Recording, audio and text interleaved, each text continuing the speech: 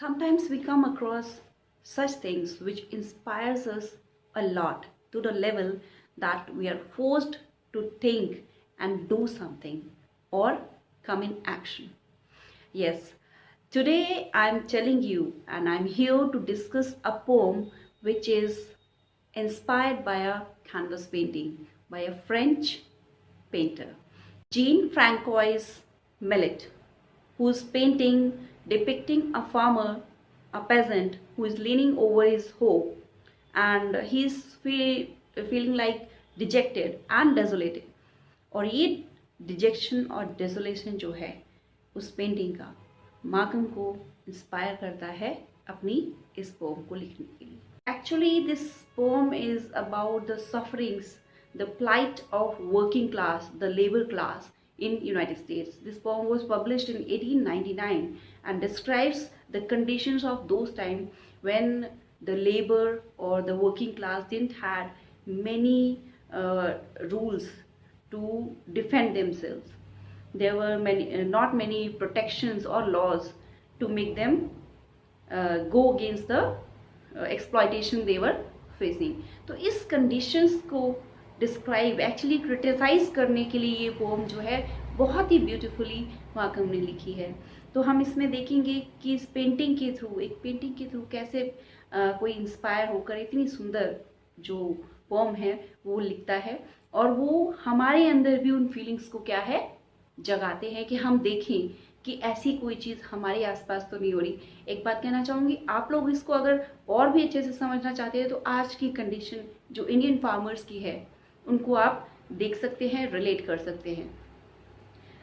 मैं उन 2% फार्मर्स के बारे में नहीं कहूँगी, those pageants, those who have different sources of income, but those 98% who are totally dependent on farming, उनकी condition is really plightful. इतने suicides हो रहे हैं, इतना मतलब उनके ऊपर debt है, but they are still working for us. and हम जैसे लोग कुछ कहते हैं कि उनको हमें फ्री में थोड़ी देते हैं, है ना, वो काम करते हैं तो अपनी फसल फ्री में नहीं देते हैं. ऐसे बहुत सारे कमेंट्स मैंने फेसबुक वगैरह पर पढ़ा है and I really feel sad for those people. उनको नहीं मालूम है.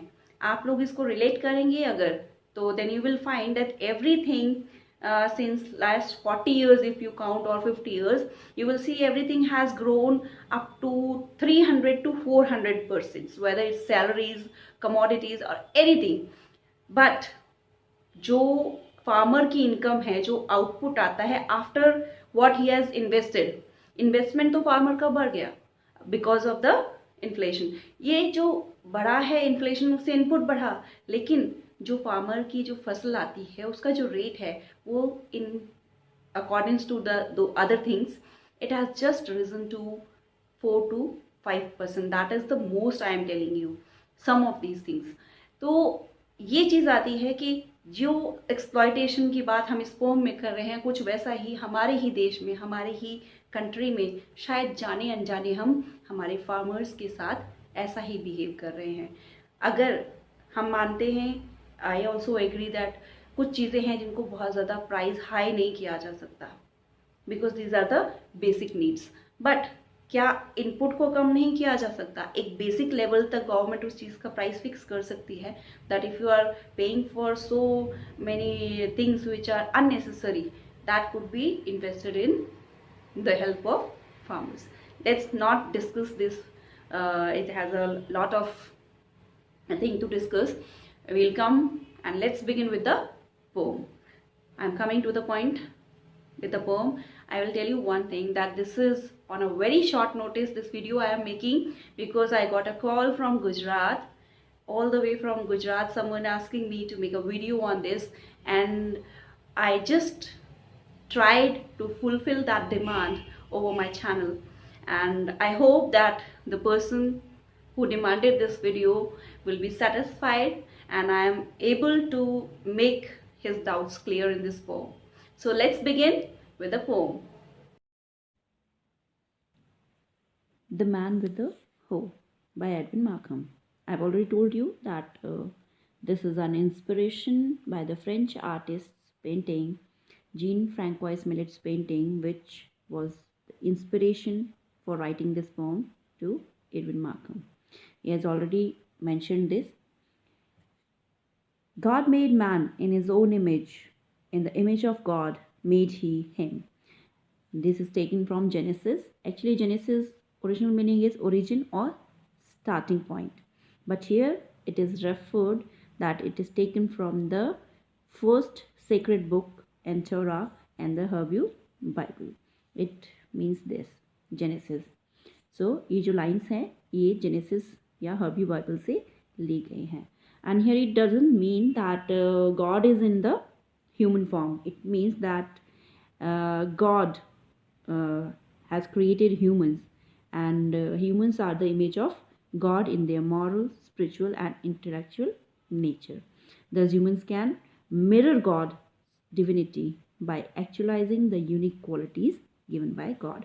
कोई भी इंसान जो है गॉड के लेवल तक उठ सकता है अपने कर्मों के थ्रू. यहाँ पर इसका ये मीनिंग है अपनी गुड डीड्स के थ्रू वो गॉड के बराबर पहुँच सकता है या गॉड को मिरर कर सकता है. यही बताने की कोशिश इन लाइंस में की गई है इस बुक के इन लाइंस के थ्रू. आगे बढ़ते हैं. Let's move to the poem itself. Bowed by the weight of centuries he leans upon his hoe and gazes on the ground, the emptiness of ages in his face, and on his back the burden of the world. In these lines, the speaker is representing that man, that tenant or the laborer in the picture, that how he is leaned over his hoe. Hoe is an agricultural instrument. एक long handle के साथ एक flat blade होता है जिसको अपने India में हम फावड़ा बुलाते हैं. कई लैंग्वेजेस में उसको कस्सी भी बोला जाता है. So that is the hoe. The man is gazing on the ground. He is looking at the ground. जो ग्राउंड पिक्चर में आप देख रहे हैं उसमें दिखेगा कि वो सूखी ज़मीन. ये जो सूखी ज़मीन है वो उस लेबरर की लाइफ का सूखापन या खालीपन, द एम्प्टीनेस दिया है ना, emptiness of ages in his face, वो खालीपन, क्योंकि फसल नहीं है वहाँ पर कोई भी दिखाई, तो वो काम कर रहा है, तो वो एम्प्टीनेस, वो खालीपन उसकी लाइफ का भी है जो उसके फेस पर हमें दिखाई दे रहा है. And on his back the burden of the world. Burden of the world उसकी बैक पर, उसके कंधों पर क्या है, जैसे कि वर्ल्ड का पूरा बर्डन है. Actually, this man's body has been deformed and his mind has been exhausted by years of intense physical labor. बहुत सारा weight of centuries का मतलब यही होता है कि intense labor की वजह से क्या है, उसकी body deform हो गई है. हम पिक्चर में भी देख सकते हैं. And this man symbolizes the oppression and exploitation of the working class in general. General में जो उस टाइम का यूएस का सिचुएशन था, जब जैसा मैं आपको पहले भी बता चुकी हूँ कि लेबर क्लास को, वर्किंग क्लास को बहुत ज़्यादा फैसिलिटीज़, बहुत ज़्यादा उनको पावर नहीं मिलती थी किसी भी जो ऑपरेशन है उसके अगेंस्ट जाने की. तो उन सिचुएशंस में जो कंडीशंस इस पिक्चर में दिखाई हैं वो लागू होती हैं. And we can see that this picture symbolises that man, not that particular man but the whole of his race. Next we have made him dead to rapture and despair, a thing that grieves not and that never hopes, and stunned a brother to the ox. Made him dead to rapture. Rapture is extreme happiness, and despair, despair means being sad. दुख और सुख दोनों से ही वो dead है, उस पर कोई इफेक्ट उस चीज़ का नहीं पड़ता है. He so intensely brutalize that he is unable to react to these और हैप्पीनेस और सैडनेस. कोई भी ह्यूमन क्वालिटीज़ जो हैं यहाँ पर हमें उसमें देखने को नहीं मिलती हैं. A thing that grieves not, ना तो वो ग्रीव करती है, दुख करती है. That never hopes. So he is sort of dead to the rapture and despair. He neither experience sadness about the past, he grieves in this word we can see, or nor he is optimistic or being optimist about the future. Hopes हमको ये बताती है. And the worker has been totally brutalized, which is reflected in his loose jaw and slanted brow. And stunned, a brother to the ox. Stunned means he is unable to respond. He is not able to respond to anything. It means he is shocked. So, stunned means shocked. And brother to the ox. Ox, an animal, and that laborer or the peasant, the working class as a whole is compared to the animal, that the society is treating it as a animal. पूरा जो condition है वो इस picture से, plus when you read this poem you can conceptualize that situation in your mind, that how the labor class was being tortured at the hands of the ruling class. Who loosened and let down this brutal jaw? Whose was the hand that slanted back this brow? Whose breath blew out the light within this brain? This, the thing the Lord God made and gave. Here, again, the question is put that compared to the animal, who was the reason that this labor's jaws are being dropped down? ये loose jaws का जो reason है वो क्या है? तो यहाँ पर जो है speaker is trying to tell you that the worker has been totally brutalized, which is reflected in his loose jaw and slanted brow. जो torture उसके ऊपर हुआ है वो यहाँ पर दिखाया जा रहा है. The racial prejudices and stereotype about human development typical of that time, particular that time in US you can say, and this is common to every place as well. तो वो यहाँ पर क्वेश्चन की जा रही है. Whose breath blew out the light within this brain? क्या reason था कि जो light with in the brain, ये मेटाफोरिकल रिप्रेजेंटेशन है एक्चुअली. ये बता रहा है कि जो उसकी सोचने समझने की शक्ति है, the power to react, the power to be happy, the power to analyse anything is been blown out from his mind.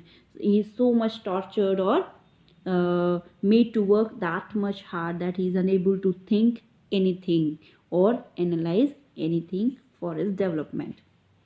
This the thing the Lord God made and gave, to have dominion over sea and land, to trace the stars and search the heavens for power. अब यहाँ पर जो speaker है वो क्या कहने की question पूछने की कोशिश कर रहा है, इस डीह्यूमनाइज्ड फॉर्म को देखकर क्वेश्चन आता है, क्या ये सेम ह्यूमन कैटेगरी या ह्यूमन रेस जो है वही है जो गॉड ने बनाई थी, एंड इतनी सारी पावर्स दी हैं ह्यूमन बीइंग को to have dominion means the kingdom और the supremacy, to have your territory over sea and land. पूरे की पूरी आप ज़मीन और समंदर के ऊपर, मतलब एक तरह से आप यूनिवर्स पे कंट्रोल करने के पावर रखते हो. ह्यूमन बीइंग को इतनी पावर दी है to trace the stars and search the heavens for power, to feel the passion for of eternity. तो ये जो है ये पावर्स जो दी हैं यहाँ पर गॉड ने, क्या ये वही फिगर है जो सामने दिख रहा है हमें इस पिक्चर में? It means that the worker is totally dehumanized. The speaker is calling attention to the difference between the miserable condition of the working class and the abundant resources that was endowed by the God to the human being. तो वो ये question जो है वो यहाँ पर put up करने की कोशिश कर रहा है. एक रेटोरिक क्वेश्चन है ये जो बार बार इस पोम में वो रिपीट करता है कि क्या ये वही चीज़ है. Passion means a strong powerful emotion और फर्वर to being eternal. तो ये सारी powers that God has bestowed over human beings, is this the conversion of that power? जो उस मजदूर या लेबरर की जो कंडीशन है, क्या इसीलिए पावर्स दी थी? This the dream he dreamed, who shaped the sun. Who means God, who shaped the suns. जिन्होंने ये सारी चीज़ें, जो वर्ल्ड है, ये जो एनवायरनमेंट है, ये जो यूनिवर्स है बनाया है, and marked their way upon the ancient deep, और डीपेस्ट ऑफ द ओशंस में जाने की जो पावर है वो भी आपको दी है. ये सिंबॉलिक रेफरेंसेस भी है यहाँ पर कि ईश्वर ने आपको, गॉड ने जो है इंसान को इतना पावरफुल, इतना पोटेंशियल बनाया है क्या उसको इस तरह से हरास करना, इस तरह से मिसयूज़ करना सिर्फ अपने फ़ायदे के लिए, क्या ये सही है? तो ये क्वेश्चन यहाँ पर जो राइटर है, जो स्पीकर है इस पोम का, वो पूछ रहा है। तो जितनी बार आप इस पोम को पढ़ेंगे, इस पिक्चर को देखेंगे, then you will realise the conditions of those times. And marked their ways upon the ancient deep, down all the stretch of hell to its last gulf. There is no shape more terrible than this, more tongued with censure of the world's blind greed, filled with signs and portents for the soul, fraught with danger to the universe. Now, in these lines, he is asking the question just before these lines, and he's saying that if you search the whole of the world, even to the deep depth of the hell, gulf का meaning होता है that basin या hollow deeps जो होते हैं उसको gulf कहते हैं। तो हेल के डीपेस्ट जगह में भी अगर आप देखेंगे, then you will find that there is no shape that is more terrible, terrible is frightening, as the shape of this person or the laborer, more tongued with censure of the world's blind greed. Here tongue means होता है a way of talking, but यहाँ पर censure जो word है, ये आपको typical जो बात बताने की कोशिश कर रहा है, that when you are saying that the laborer is not being only tortured by the overload of the work, or the other way you can say he's paid less and asked to work more, but he's more tortured with the other thing also, that is the censure, that is criticism, condemning, or making them feel low with the words of the owner of the land, or you can say the ruling class, who are the employers, as you can say. So this is due to the blind greed of the world. जो लोग हैं जो job दे रहे हैं, जो या उससे काम करवा रहे हैं लेबरर से, you can apply to any field और any area, even till today, that in many places we see that workers are being tortured, not only to the extent of overload physically but also mentally. तो यहाँ पर ये जो sensor है वो उस situation को कर रहा है कि काम तो कर ही रहा है वो, बट उसको उसका हक नहीं मिल रहा। प्लस जो कंडेमनिंग सिचुएशंस हैं, every time you are criticising that person for small things and you are making him feel lower, filled with signs and portents for the soul. It means that ये जो situations हैं क्या है, ये एक ओमिन, Portland का meaning होता है ओमिन, ऐसे साइंस और ओमिन्स शो कर रही है soul, with the soul, for the soul means fraught with, fraught एक तरह से आप यहाँ पर मीनिंग इसका जो है वो ये है कि एक तरह से ये पेमेंट है उस चीज़ के लिए, that will be a danger to the universe, that the worker is in a real miserable condition. The speaker emphasizes just how extremely broken this worker is. It means that you could not find anything more miserable in the universe as the worker is, and the worker is dehumanized than any creature in the hell itself. And the speaker is saying that this worker has no choice but to work more and more. So जो ये fraud है, it is giving that they are paying, the working class is paying or renting that thing that is the danger to the universe. We'll see how it is a danger to the universe in the next coming lines. What gulfs between him and the seraphim of the wheel of labor, what to him are Plato and the swings of Pleiades? What the long reaches of the peaks of song, the rift of dawn, the reddening of the rose? This dread shape the suffering ages look. Time's tragedy is in that aching stoop. This dread shape humanity betrayed, plundered, profaned, and inherited. So here it is again, the question is that what is the difference, why this difference or the distance is there between this worker, laborer, and the seraphim. Seraphim are actually six winged angels in the Christian faith.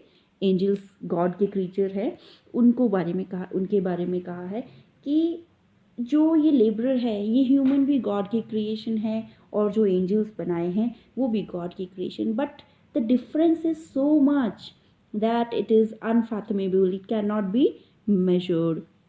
Again, I'll continue. Again, I'll repeat that the speaker is saying that this worker has no choice but to work more and more, and this very survival depends on his labor. If he is not working, he cannot survive. Just as the depth of hell cannot be measured, the difference of the seraphim and the laborer is so wide that it cannot be measured. ठीक है, ये जो players है वो क्या है, ये seven sisters है एक ग्रीक माइथोलॉजी में, जिनकी हम बात कर रहे हैं, स्विंग्स ऑफ प्रे, ये प्रिंसेस हैं। आप इनके बारे में कहा जाता है that these are the daughters of Titan Atlas. तो ग्रीक गॉड की बात हो रही थी, उनकी जो बेटियां हैं उनके स्विंग्स के बारे में बात हो रही थी। तो उसके लिए इतने लेबर करने के बाद इस व्हील उस चक्की में पिसता रह रहा है, लेबर की चक्की में पिसता रह रहा है ये जो लेबरर है। तो उसके लिए प्लाटो या उनकी कहानियाँ जो हैं, वो जो खुशियाँ हैं उसको पढ़ने की, उनको समझने की उसके पास कोई चॉइस नहीं है सिवाय लेबर के। उसके पास उसके लिए टाइम नहीं है कि क्या प्लेटो ने कहा है या जो इसका जो प्लेजर है वो कहीं से भी इंजॉय कर सके। प्लेयर्स एक कॉन्स्टलेशन को भी आप कह सकते हैं, एक दूसरा जो मीनिंग है उसके लिए भी आप कह सकते हैं। और जो long reaches of the peaks of song, song के जो नोट्स हैं उनको सुनने का, उनको समझने का भी जो टाइम या जो एबिलिटी है वो उसके अंदर नहीं है। उसके पास रिफ्ट ऑफ डॉन, सुबह और शाम कब होती है, ठीक है, जो सुबह की रिफ्ट है, धीरे धीरे जो सूरज उगता है उसको देखना, छोटा जो पल पल जीते हैं जिसको हम इंजॉय करते हैं, वो उसके पास अवेलेबल नहीं है, उसके लिए कोई टाइम नहीं है उसके पास। उसके पास रेडनिंग ऑफ द रोज़, यानी रोज़ के बड़ा होकर कली को कलर आने में और उसके खिलने का जो टाइम है उसको इंजॉय करना वो जानता ही नहीं है। उसको कुछ नहीं मालूम कि ये सब चीज़ें भी होती हैं। और ये ड्रेड शेप क्या है, ये हॉरिबल जो शेप है वो किसका है, ये एजेस लॉन्ग सफरिंग का है। मतलब बहुत लंबे समय से ये जो सफरिंग जो उनके ऊपर इम्पोज की गई है उसका ही ये नतीजा है कि आज उसका ये शेप इस तरह से हो गया है। We can say that the speaker focused on the body of the laborer itself in this line, and the body is in very bad shape. The misshapen or distorted body of the worker exposes the conditions of oppression and exploitation suffered by the working class throughout the working period. His body is symbolic representation of the suffering of ages.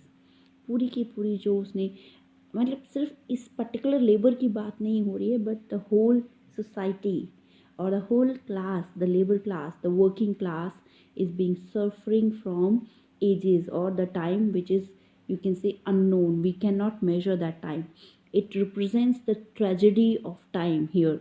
This the time's tragedy of the aching stoop. Aching means having pain.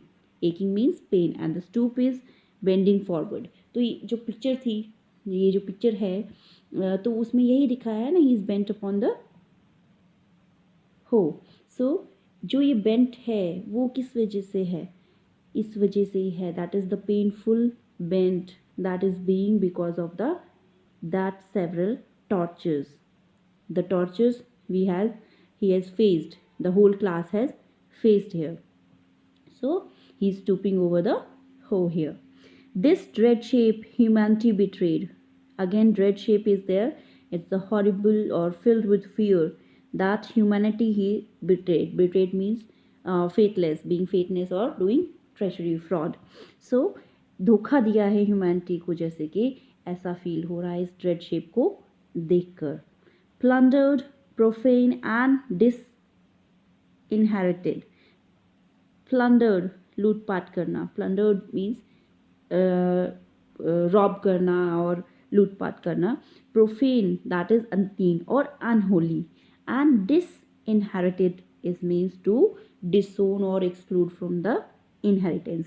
God ने सबको बराबर बनाया था, लेकिन humanity ने उसको क्या किया है, धोखा दिया है, उसको लूटा गया है, उसके साथ अनहोली बिहेवियर किया गया है और इन ह्यूमन बिहेवियर किया गया है और उसको उसकी इनहेरिटेंस जो उसका राइट था उससे दूर रखा गया है. तो यहाँ पर जो है ये एक्सप्लॉयटेशन की कंडीशन जो है स्पीकर यहाँ पर describe. Christ protest to the judges of the world, a protest that is also prophecy. Christ protest means वो चीख रहा है, चिल्ला रहा है. कौन?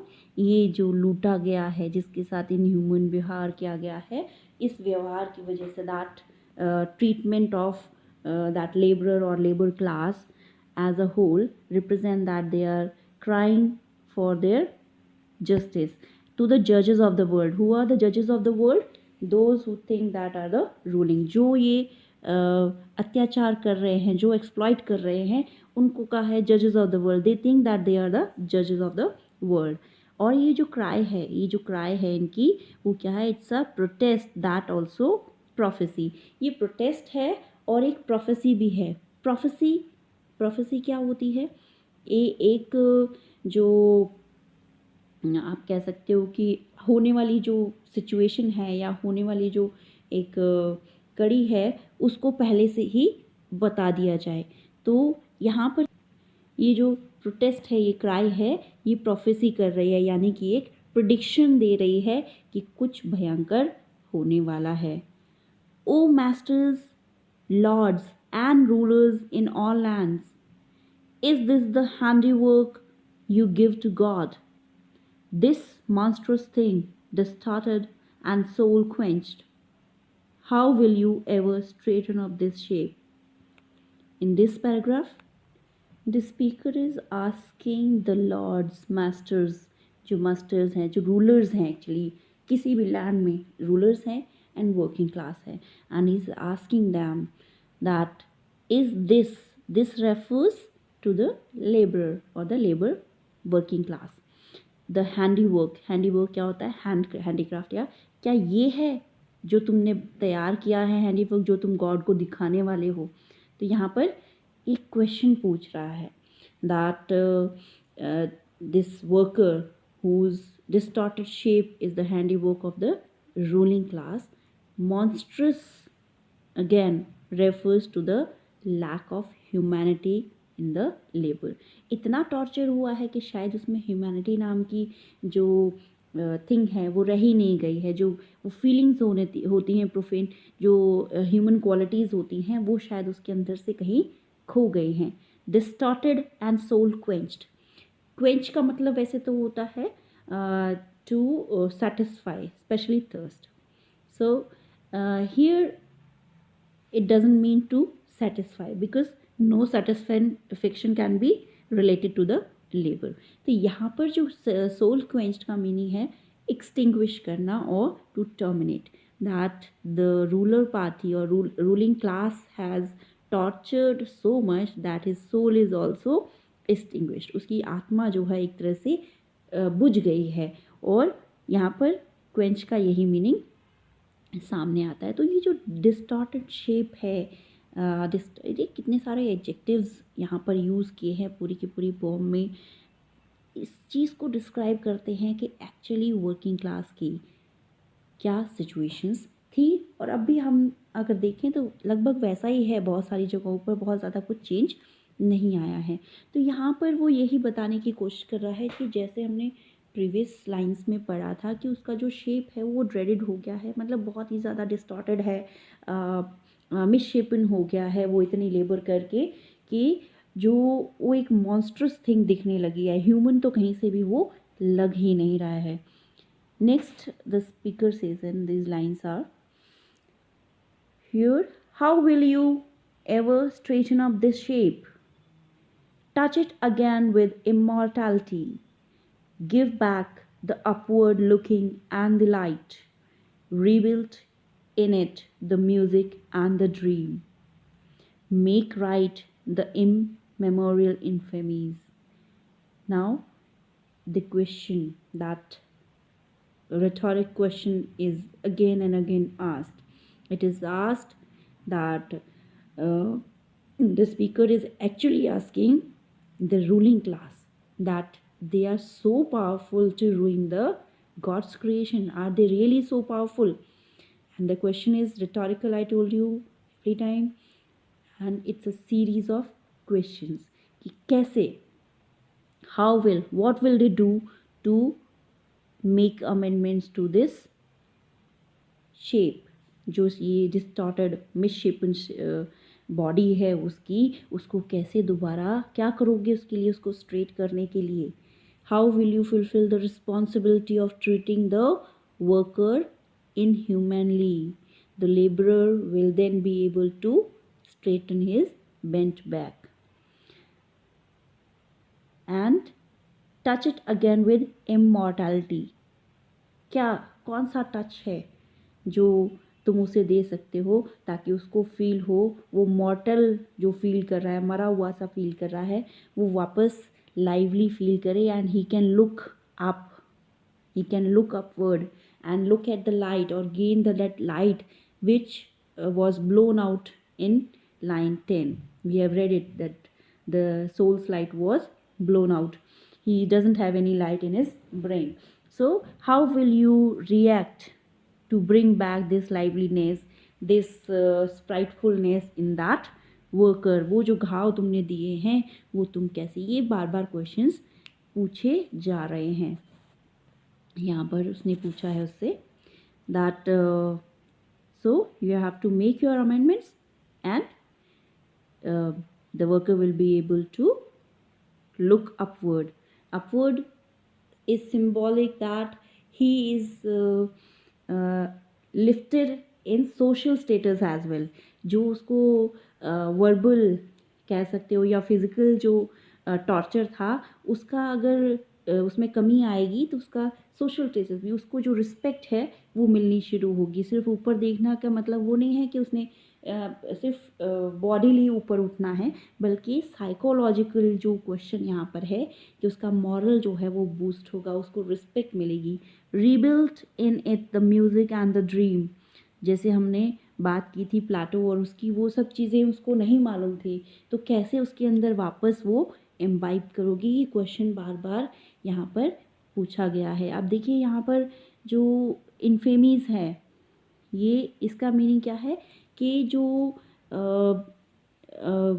इंसल्ट्स उसने फेस की हैं उन सबको कैसे आप वो करोगे, क्योंकि वो इमेमोरियल है. यू कैन नॉट मेमोराइज, उसको रिकलेक्ट भी नहीं कर सकते. इतनी बार इन जो वर्कर्स हैं, जो लेबरर्स हैं, उनके साथ मिसबिहेव किया गया है. तो यहाँ पर ये रेटोरिक क्वेश्चन इन लाइंस में पूछा गया है स्पीकर के through.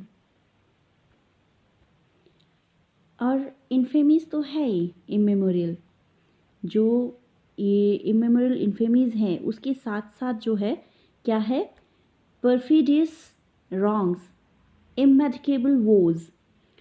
Immemorial means beyond memory, जो एंशियंट हो या मेमोरी से, याददाश्त से कहीं हो, इतनी तो उनकी आपने इंसल्ट की है. उसके साथ साथ परफिडियस मीन्स अनफेथफुल या डिसलॉयल. इतने रॉन्ग्स, इतनी रॉन्ग का मतलब होता है अनजस्ट. यहाँ पर मीनिंग है उनके साथ इतना अत्याचार किया है, इतना उनको टॉर्चर किया है कि वो इमेडिकेबल हैं. इट इज़ बियॉन्ड मेडिकेशन, जिसको आप क्योर नहीं कर सकते. These are incurable. Medicable means incurable, और जिनका इलाज नहीं किया जा सकता. And woes means the troubles, the distress, the problems which were created in their lives. तो लेबरर की लाइफ में ये सब जो किया है उसका क्वेश्चन पूछ रहा है speaker. He is asking again and again, what will you do to reverse these things, उन चीज़ों को सही करने के लिए आप क्या करोगे, ये क्वेश्चन यहाँ पर उन्होंने पूछा है यहाँ पर स्पीकर ने. O masters, lords and rulers in all land, will the future reckon with this man? How answer this brute question in that hour when whirlwinds of rebellion shake the world? How will it be with kingdoms and with kings? इन lines में क्या कह रहा है वो, O masters, lords and rulers in all lands. यहाँ पर आ गया that in every place the working class and the ruling class are same. They don't have any difference whether it's America or England or anywhere else in the world. Will the future reckon? Here reckon means lords and masters को क्या, ruling class को कहा है. हर एक जगह की जो ruling class है, the people who give jobs और those who hire. reckon means here to compute or to calculate. The question is again here that उन लोगों से पूछा जा रहा है कैसे कंप्यूट करेंगे जब आने वाली जो जनरेशन है वो इन लोगों के बारे में क्या सोचेगी, क्या थॉट्स रखेगी, और कैसे आंसर करेंगे आप लोग इस ब्रूट क्वेश्चन को. That blunt, brute means crude, it's an adjective, and unpolished आप इसलिए कह रहे यहाँ कह सकते हैं, लेकिन यहाँ इसका मीनिंग ब्लंट क्वेश्चन होता है या स्पॉन्टेनियस. जब सवाल पूछे जाएंगे आपकी आने वाली पूरी पीढ़ी जो है वो, ये जनरेशन जो आएंगी वो ये फ्यूचर जनरेशन पूछेंगी आपसे दैट क्यों इसके साथ ऐसा हुआ, ये इसका कंडीशन ऐसी क्यों है, and the speaker asking what the future will think of this man, that is the laborer, and how will the future society will look at this working class. The speaker is suggesting actually the future personified earlier in the poem will scoff at such brutality. जो आने वाली generations हैं, जैसे pome में earlier भी पहले भी हमने देखा है फ्यूचर को यहाँ पर्सोनिफाई किया है, तो यहाँ पर भी फ्यूचर को पर्सोनिफाई करके जो स्पीकर है वो सजेस्ट करने की कोशिश कर रहा है कि इस तरह की ब्रुटैलिटी को वो लोग क्या करेंगे, कभी माफ़ नहीं करेंगे. तो आगे ये क्या कह रहा है, when whirlwinds of rebellion shake the world. whirlwinds actually are the wind storms और द टॉर्नाडोज. पर यहाँ पर कोई जो नेचुरल विंड्स हैं उनकी बात नहीं हो रही है, यहाँ पर बात किस चीज़ की हो रही है, उस रिबेलियन की विंड्स की बात हो रही है. तो यहाँ पर वर्ल्ड विंड्स किसकी हैं, रिबेलियन की हैं, जो पूरी की पूरी वर्ल्ड को हिला देगी. तो वो कहाँ से होंगी, कहाँ से आएंगी ये वर्ल्ड विंड्स. एक्चुअली जो स्पीकर है he is telling the ruling class और the rulers to stand on the right side of the history. अभी भी समय है वो संभल जाएं, otherwise what will happen, the rebellion means to rebel और to go against. Armed resistance जिसको कहते हैं किसी पर्टिकुलर लॉ के लिए, लॉ के अगेंस्ट या किसी हैपनिंग के अगेंस्ट, उसको रिबेलियन कहा जाता है. ठीक है, तो इसके जो अब तक चल रहा है अगर ये ऐसा ही रहेगा तो क्या होगा, रिबेलियन जो होगी और जो वर्ल्ड जो है वो चेंज हो जाएगी, it will shake the world. How will it be with kingdoms and with kings, with those who shaped him to the thing he is, when this dumb terror shall reply to God, the silence of the centuries.